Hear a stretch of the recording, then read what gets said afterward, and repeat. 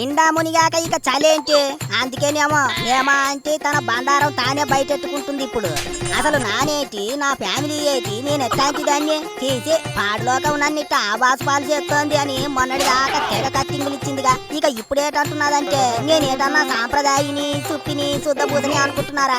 అట్లాంటివన్నీ నాకు అస్సలు తెలియవు. నా ఇష్టం వేరేళ్ళ కష్టం, ఎట్లాగైనా ఉంటా ఏటైనా చేస్తా నీకేటి బాధ అన్నట్టు మాట్లాడుతుంది. అంతేకాదు ఓ వైపు బెంగళూరు పార్టీలో ఏమా ఉంది మత్తులో జోగింది అని బెంగళూరు పోలీసులు అంటుంటే ఆంటీ మాత్రం అబ్బే వ్యవహారం కోర్టులో ఉంది చూసుకుందాం అంటోంది.